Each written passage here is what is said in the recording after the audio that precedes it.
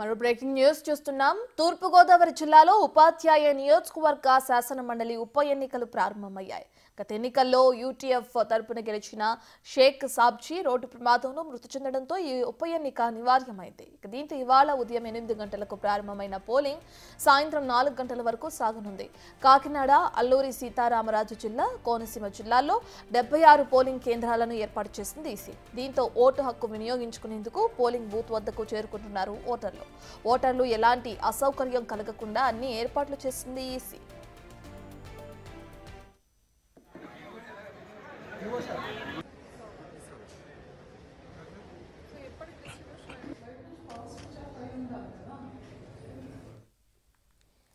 ఇదే అంశానికి సంబంధించిన పూర్తి డీటెయిల్స్ మా ప్రతినిధి శివశంకర్ అందిస్తారు.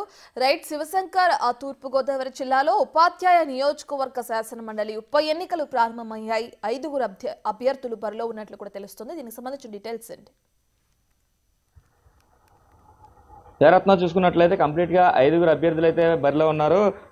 ప్రస్తుతం అయితే చూసుకున్నట్లయితే బొర్రా గోపీమూర్తి భీమవరం నుంచి, అదేవిధంగా గ్రంథి నారాయణరావు ద్రాక్షారామం నుంచి, అలాగే అమన వెంకటలక్ష్మి సామర్లకోట నుంచి, కలవ నాగేశ్వరరావు రాజమహేంద్రవరం నుంచి, అలాగే పులుగు దీపక్ తాడేపల్లిగూడ నుంచి కూడా పోటీలో ఉన్నారు. అయితే పశ్చిమ తూర్పుగోదావరి ఉమ్మడి గోదావరి జిల్లాలకు సంబంధించిన ఎమ్మెల్సీ ఎన్నికలు అయితే షేక్ సాబ్జీ మరణానంతరం కూడా ఈ ఉప ఎన్నిక అనివార్యమైంది. అయితే ఈ నేపథ్యంలోనే మొత్తం కూడా చూసుకున్నట్లయితే ఉమ్మడి తూర్పుగోదావరి జిల్లా వ్యాప్తంగా అయితే చూసుకున్నట్లు కాకినాడ జిల్లా, తూర్పుగోదావరి జిల్లా, అల్లూరు జిల్లా, కోనసీమ జిల్లాలో అయితే అధికారులు పూర్తి స్థాయిలో ఏర్పాట్లు చేశారు. కాకినాడ జిల్లాలో 22 పోలింగ్ స్టేషన్లకు గాను 3418 మంది ఉపాధ్యాయులు అయితే తమ ఓటు హక్కును వినియోగించుకుంటున్నారు. అలాగే చూసుకున్నట్లయితే తూర్పుగోదావరి జిల్లాలో 20 పోలింగ్ స్టేషన్ సెంటర్లను ఏర్పాటు చేసి 2990 మంది ఓటర్లు అయితే ఉపాధ్యాయులు అయితే ఓటింగ్ చేయనున్నారు. అదేవిధంగా అల్లూరు జిల్లాలో అయితే 12 కేంద్రాలను ఏర్పాటు చేశారు. 637 మంది ఉపాధ్యాయులు అయితే ఓటింగ్ చేయనున్నారు. అదేవిధంగా చూసుకున్నట్లయితే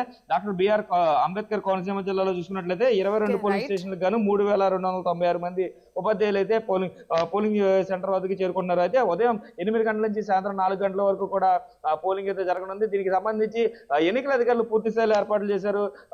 ఈ నేపథ్యంలో చూసుకున్నట్లయితే ఉదయం 8 గంటల నుంచి సాయంత్రం 4 గంటల వరకు కూడా వచ్చిన ప్రతి ఒక్క ఉపాధ్యాయుడు ఏదో ఒక ఐడెంటిటీ కార్డు, ఓటర్ ఐడి కావచ్చు, లేదంటే ఆధార్ కార్డు కావచ్చు, పాన్ కార్డు కావచ్చు, అలాగే గవర్నమెంట్ నుంచి ఇచ్చిన ఐడి కార్డు కావచ్చు, అట్లా ఏదో ఒక ఐడి ప్రూఫ్ తోటి వచ్చి అయితే తమ ఓటు హక్కును వినియోగించుకోవాలంటూ కూడా ఇప్పటికే ఈసీ చెప్పిన పరిస్థితి కనిపిస్తున్నాయి. Ratna. Right, thank you Shivshankar.